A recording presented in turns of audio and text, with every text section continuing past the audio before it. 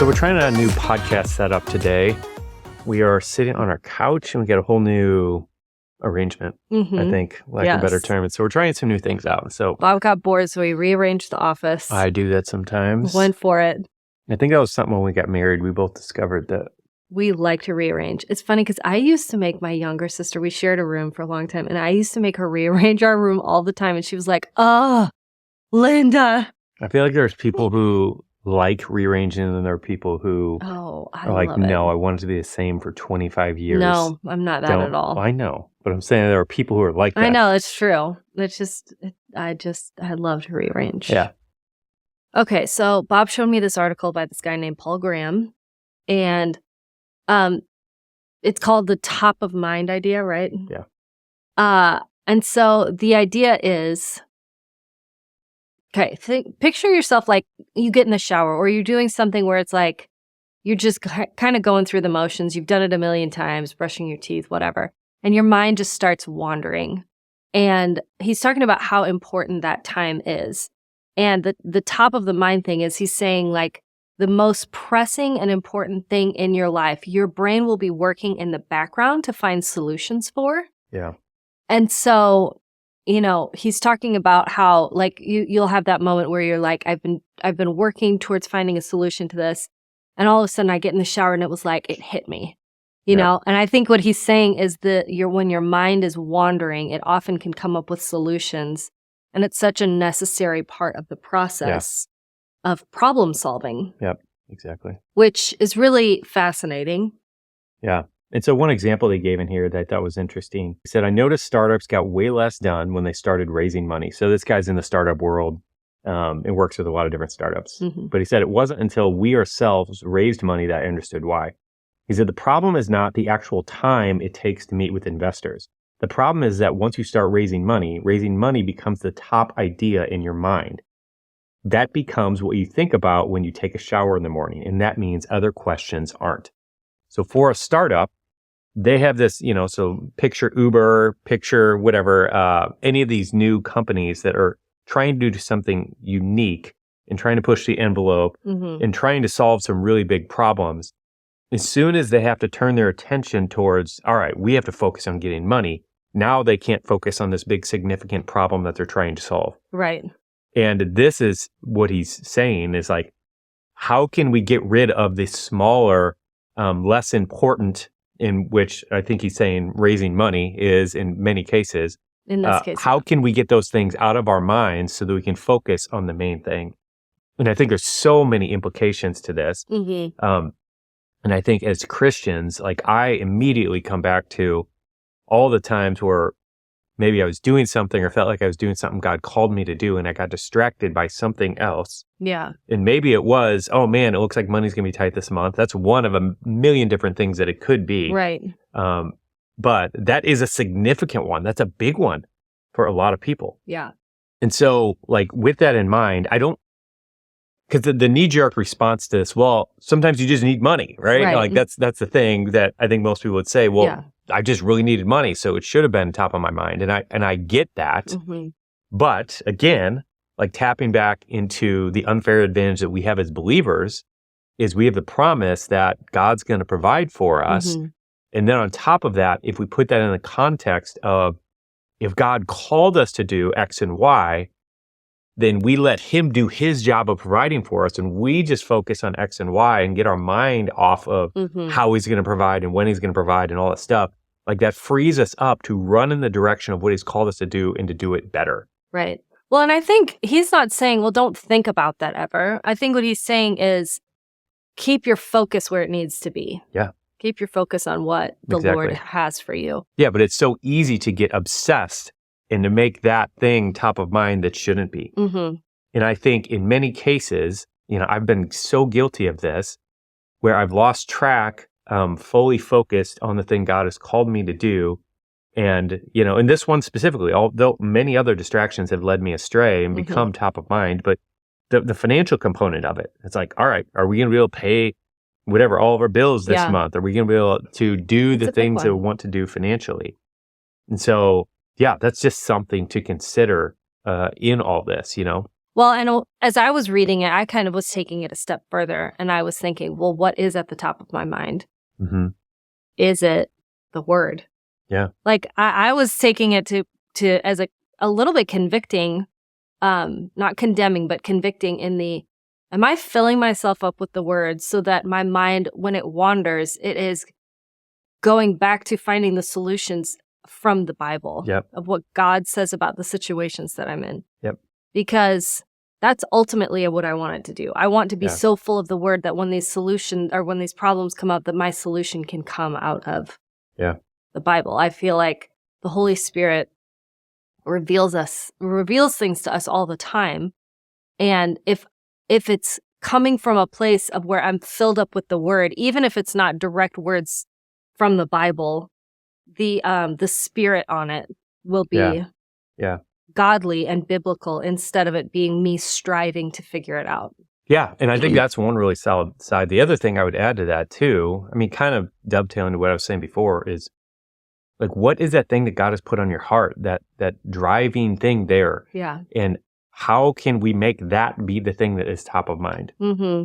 Because again, it's like that's all the enemy wants, is for that not to be top of mind. Right. Because really, really focused people like get crazy things done, especially when God's involved, you know? Yeah. And so how do we get more focused, and how do we be focused on the right thing for the vast majority of our time? Mm-hmm. One like practical example of this that I feel like I've thought through over the recent years, like with our business, I've loved the growth side of our business. I love getting into the numbers. I love SEO.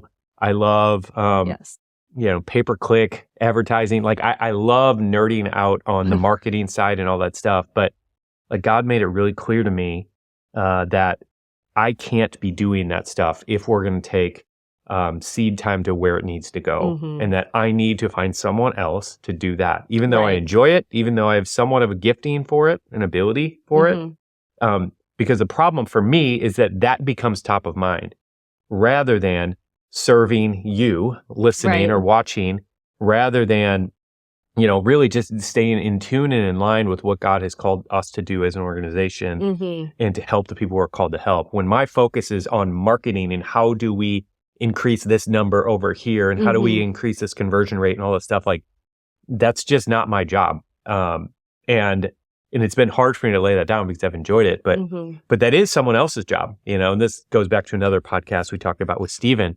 from the Bible, and this whole idea of there's someone who is supposed to do that job, and there's, we all have a job, individual job to do. But so that's just something that personally I've had to work through in order to stay focused on the thing that God wants for me to be at the top of my mind. Another example in here that he mentions, he says this: I hear similar complaints from friends who are professors. Professors nowadays seem to have become professional fundraisers who do little research on the side. Oof. And I think really like what this means, the problem with this is that all of us are so focused on money and making money that we're not focused on the thing that God has called and created us to do. And so for these professors who, if they devoted their life to research without having to think about money and the fundraising part of it, how much more could they do? And I remember, how much more valuable would they be? I remember with, I'm probably going to get the composer wrong. I think it was Bach or Beethoven, one of them.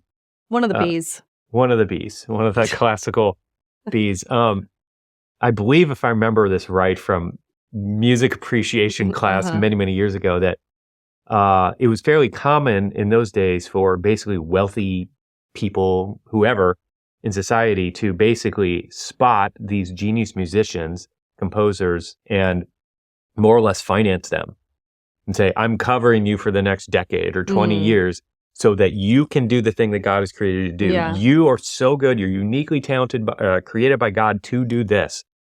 And you go do that work so that you don't have to go work at a restaurant, and work 3 jobs. You know what I mean? Because I don't know. It's just such an interesting concept. Yeah, and I think that's one of the reasons why we promote generosity so much, is because we see the opportunity that we can give so that other organizations, ministries, whatever, can do the thing that they're good at instead of trying to always be like, okay, who's gonna give us money next? Yep. It's like, if you find something that you really believe in, like, give to that organization, because then they don't have to do that work. And tell your friends and family about it, whatever, or people that you see that have like a similar thing in their heart for that ministry, because they should not be spending their time trying to get money from other people. Yeah, the thing that I'm seeing, like, as we're discussing this, is just that God has all the provision there. Mm-hmm. It's just that we're all like running in the wrong direction. Yeah. You know what I mean? Yeah. Like, because this is a thing, like when you get after and do the thing that God has created you to do, and you do it with excellence, and you do it with all your might, that's where we see this world-changing stuff. Yeah. And in many cases, probably most cases, like when you're doing that, the money just kind of takes care of itself, and it's not a thing. And we see this with people who really have given everything they have to make an impact on the world. You know, so who you may or may not have any appreciation for or even respect as human beings, but like Mark Zuckerberg for so long just had no desire, no interest in even having ads on Facebook. Now, obviously, it's completely different and whatever, blah, blah, blah. Or Elon Musk is another one where, that dude had made, I think it was 30 million or 90 million or something from his sale of PayPal. Oh my gosh. Like he was set financially, and then he risked it all to start SpaceX and to do this. And it's like he would have been penniless, like blew everything on that. Like had that third or fourth rocket failed. I mean, and so it was all after everything was chasing the goal, the vision that he had. And I'm even thinking like our friend is a photographer, and she had the unique experience of going to an orphanage in Africa where there is a woman there who has rescued and raised several children and helped them find a home in the community. And she said she knows every kid's name. She knows their story. She knows where they've moved. If they've been moved to a family and been with a family, she knows exactly where they are. And, she's this unsung hero who most of us will never know her name, right? Yeah. I think her name was Ruth. And she's doing this work that is clearly something that the Lord has put on her heart. And most people don't know who she is and will never know her name, never see her face, never give her any credit or a pat on the back or a high five. And she's doing this work that is so important and is life-changing for these kids, which will then create more life change from there. And if we, as very blessed Americans, can just funnel some money over there so that she doesn't have to think, well, how am I even going to feed these kids? Yeah. Or how am I going to feed myself? Should I feed them or myself? Like, if she doesn't have to make those decisions, then she can continue to do the work that the Lord has for her. Yeah. In secret, it doesn't have to be on a huge platform. And I think this is the thing, like how all these dots connect. So for example, us, like I believe that we are called to do what we do in financial education, to the marketplace, to church, Christians. Like this is who we are called to and what we're called to do. In doing that, I believe that God is going to continue to fulfill 2 Corinthians 9:8, provide an abundance for every good work. I believe the work that we are doing is good, and I believe that He's going to provide an abundance for it.